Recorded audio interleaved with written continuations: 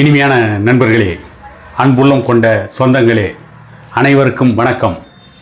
கரூரில் 41 பேர் உயிரிழந்த அந்த கோர சம்பவம், அதற்கு காரணமான நடிகர் விஜய் நடத்திய அந்த ரோட் ஷோ, இவை இன்றைக்கு பேசுபொருளாக மாறியிருக்கிறது. பல அதிர்வுகளை அரசியலில் ஏற்படுத்தி கொண்டிருக்கிறது. கரூருக்கு சென்று பாதிக்கப்பட்டவர்களை பார்வையிட்ட அன்புமணி அவர்கள் நடிகர் விஜய் அவர்களுக்கு ஆதரவாக கருத்து தெரிவித்து, அதன் அடிப்படையில் பல விவாதங்களை திமுக முன்வைத்து, இந்த பிரச்சனையெல்லாம் ஓய்ந்து கொண்டிருக்கின்ற இந்த நேரத்தில் கிட்டத்தட்ட 2-3 நாட்கள் கழித்து நடிகர் விஜய் ஒரு காணொளியை வெளியிட்டிருக்கிறார்.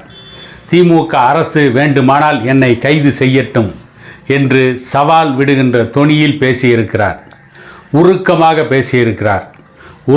பேசியிருக்கிறாரா அல்லது சினிமாவில் நடிப்பதைப் போல உருக்கமாக பேசி நடித்து இருக்கிறாரா என்பது நடிகர் விஜய்க்கு மட்டுமே வெளிச்சம். என்ன நடந்திருந்தாலும் சரி, எவ்வளவு மோசமான சம்பவமாக இருந்தாலும் சரி, அந்த இடத்திலே நின்று அந்த மக்களுக்கு தேவையான அனைத்து உதவிகளையும் உடனே செய்யாமல் வேகமாக சென்னைக்கு சென்றுவிட்டு 2-3 நாட்கள் கழித்து ஊடகங்கள் வாயிலாக பேசுவதென்பது தன்னுடைய பொறுப்பை தட்டி கழிக்கின்ற செயல். ஒரு தலைவனுக்கு அழகு, படைக்கு பிரச்சனை வருகின்ற பொழுது, தன்னுடைய தொண்டர்களுக்கு ஆபத்து நேர்ந்த பொழுது அவர்கள் அருகிலே இருந்து அந்த தொண்டர்களை காப்பாற்றுவதுதான் ஆகச் சிறந்த தலைமை பண்பு.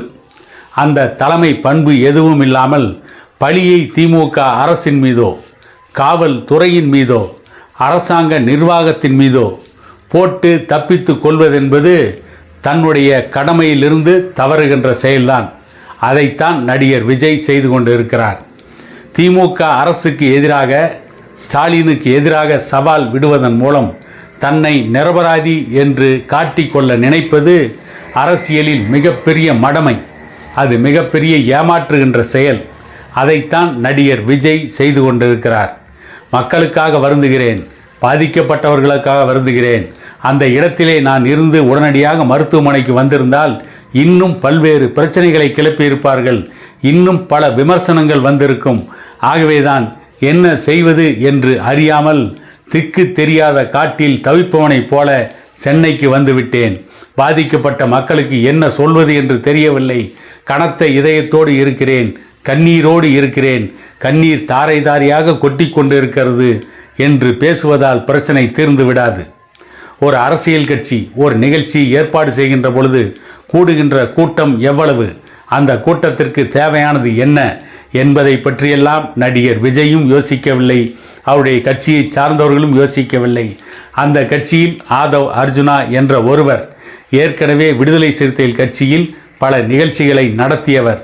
அவர்கள் இருந்தும் கூட இவ்வளவு கவனக்குறைவாக, இவ்வளவு கேர்லெஸ்ஸாக, மக்கள் உயிரை பற்றி கவலைப்படாமல் இந்த நிகழ்ச்சியை நடத்தி 41 உயிர்களை காவு வாங்கி இருக்கிறார்கள்.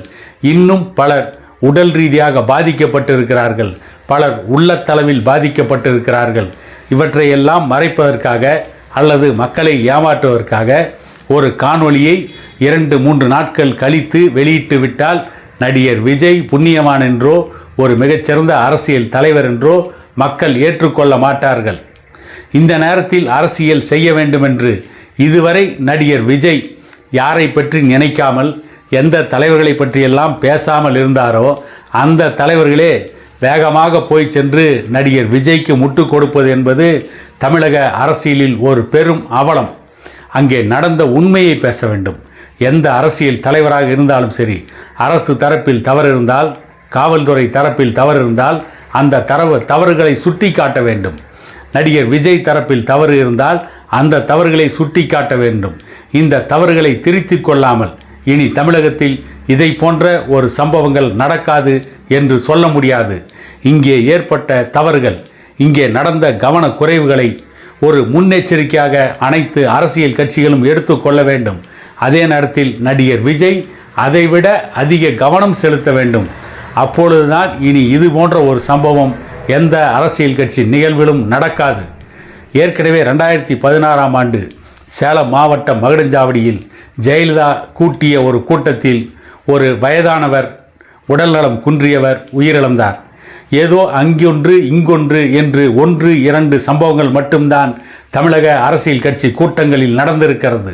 ஆனால் இன்றைக்குத்தான், அதுவும் கரூரில் நடிகர் விஜய் நடத்திய கூட்டத்தில், நடிகர் விஜய் உருவாக்கிய புதிய கட்சி நடத்திய கூட்டத்தில் இப்படிப்பட்ட கொடுமையான கோர சம்பவம் நிகழ்ந்திருக்கிறது.